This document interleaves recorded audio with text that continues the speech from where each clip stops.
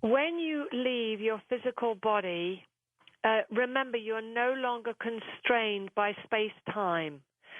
So spirit can be anywhere, and they can see the potential futures that are coming up in the near future. The far future is somewhat harder to see because it's not really crystallizing. But at a soul level, your grandmother's soul had decided to go at that time. So you were having what I would call a soul-to-soul, mind-to-mind communication. And so once the mind is outside of space-time, they can see potential futures, but the closer the event, the more likely it is to happen on that exact date. But quite often, mediums and spirits give you messages about what's coming up, but they get the dates wrong because they're no longer constrained by our physical space-time. But you get lots and lots of incidents like this between people who have a very loving bond. You know, fathers, daughters, mothers, children. When you have a close family bond, these types of experiences are incredibly common. Well, they sure are. Let's see if we can get Sharon in Wayne, Michigan. Hey, Sharon. Go ahead. Hi. Hi. Can you hear me? Yep. Okay. I'm at work, and boy, there's lots of noise. But I had a comment. Much of what Ms. Hazel is saying, by the way, greetings to you both, reminds me of a book on tape that I had many years ago named Conversations with God. Yes, by Neil Donald Walsh. Yeah, boy, I really enjoyed that, and I listened to it many times, and I resonate with that. I vibrate with that. The question that often stymies me, however, is being of African descent. I see things not only within my race, but the prejudice that we experience from people outside our race, and how that affects our experiences and our perception of life and oneself. And that causes me to ask the question, how then could we better, the word cope comes to mind, but address those situations within ourselves to overcome? That's a good question, Sharon. I'm going to give you 30 seconds here, Hazel. We're almost out of time. Go ahead. Okay, well, we are reincarnated over and over and over again. We've all been a black man, a white man, a Chinese man, a beggar man, a king. And so we're all experiencing being a part of God in a particular incarnation. And so you are just experiencing another perspective of who you are. Well said, Hazel. Hazel's book, Countdown to Coherence. I'm George Norrie. I'll be back with Open Lines next on Coast to Coast AM. Okay, and now we've got open lines for you right here on Coast to Coast AM for the final hour, including this hotline. I want you to tell me what's the greatest thing somebody's ever done for you or you've done for them. And here's that number. No doom and gloom tonight. 818-817-0021. 818-817-0021. The nice line on Coast to Coast AM. And welcome back to Coast to Coast. Welcome back to Open Lines. Let's go to our first-time caller line. We've got east of the Rockies, or John in St. Louis. Hey, John, welcome to the show. Hi. Good to have you with us. Doing well. How are you? Okay, what's up? Not much. I was just wondering if you knew of any good paranormal books. Good paranormal books? Yeah. Like ghost books? Yeah. Yeah, there's a whole bunch out there. As a matter of fact, I've got one coming out with Rosemary Ellen Guiley in October called Talking to the Dead. That's one thing you should have. Rosemary, by the way, did a tremendous job of assembling a great deal of that book with her research and her going from place to place. I think you'll really like that. Look, all you have to do, John, just go to our website, coasttocoastam.com. In the search engine way at the top, Just type in paranormal books, ghost books, and they'll keep coming like crazy. And most of them are tied directly into our guests. And so if you would do that, I think you'll be very, very happy with that.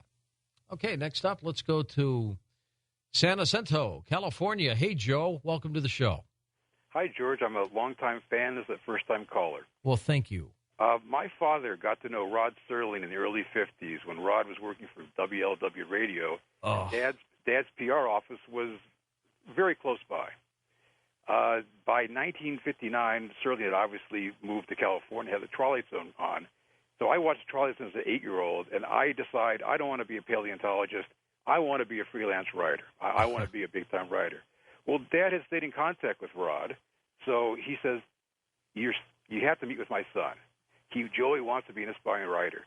Well, because of Rod's schedule in the Twilight Zone, it just didn't happen.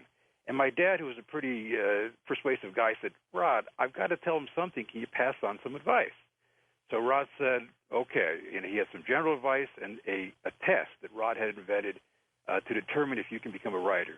The general advice was a writer's best friend is a firm back chair, and his worst enemy is a conveniently located couch. The writing test was, if you want to be a writer, if you want to determine if you have what it takes, sit down in the same place, around the same time, on a regular basis, and be patient. He said, if you are a writer, eventually the muse will come down and sit on your shoulder, and you will write. If you are not a writer, the muse will not show up, and you will not write. Now, based on this advice, I decided to pursue freelance writing. I had my first film review published at age 16, my first short story age 19. I finally turned pro at age 29. And I firmly believe that the advice that Rod Serling gave my father for me got me started on a successful writing career. That's a great story. And may I mention the name of my book on Amazon.com? Sure. My book, which is called Joe Posner's Pipe Dreams, which are stories of the supernatural, fantasy, and science fiction, somewhat in the style of Twilight Zone. It came out last June, and while it's not a bestseller, it has been selling well. And if I could talk to someone off the air, if you would like a complimentary copy, because it has that Twilight Zone night gallery kind of a feel, I'd like to get a copy to you because I think that you might enjoy it. Well, Joe, let's take it a little step further. Let me let you talk to Tom and see if we can work something out where you'll be one of my first-hour guests one night.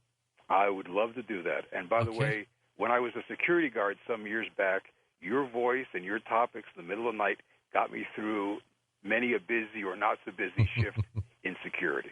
Those are tough jobs, too. But I'm going to put you on hold.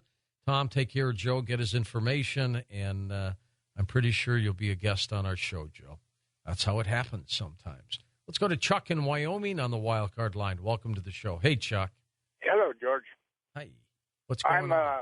I'm a long-time listener. I've called you before here a few months ago, but I was sorry I missed Hazel because I was at the ranch and I had to drive like crazy to get up here high enough where I could get a signal.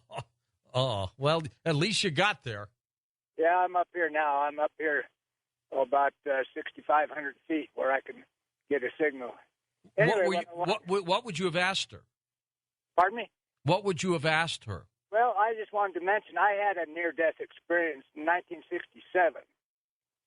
Prior to that, I'd been a wannabe artist, and then I ended up going to Vietnam and got in some stuff over there, and everybody thought I was dead because I was unconscious for a couple hours, but the whole time I was unconscious, I was observing everything that was going on, it was like from above or something. I don't know. And anyway, after that, I came out of it, I woke up and everybody was surprised and then I started having all these just crazy stuff going through my mind after that for years. And I didn't know what it was, and back in those days I had a brain trauma, and they didn't deal with them like they do now. I suppose they do now anyway. And so I medicated with alcohol for many years, and because I couldn't sleep unless I'd just out every night with alcohol. Jeez. You drink yourself to pass out. Drink to pass out, yeah. But finally, in 1991, I quit, thanks to a judge down in Georgia. And so I've been sober for a long time. And when I got sober, my art came back. I started drawing and painting, and I've been painting oil paintings for, ever since 1991. And, in fact, one painting I've been working on for 18 years, and I don't show them to anybody, but my daughter saw this one, and she thought I needed to get it publicized or do something with it, so I've put it on the internet just for viewing. But I just wanted to somebody else said something about art, from their near-death experiences. Mm-hmm. You get very creative. Yeah, and it's just amazing to me how connecting with a higher power like that has brought that back to me, and I'm a total sober person nowadays, and have been for 18 years this July, and I don't know, it's just people, everything that Hazel was talking about is just so true. I've been meditating, and your program is just such a delight for me. I listen to it every night, and trouble is I can't call.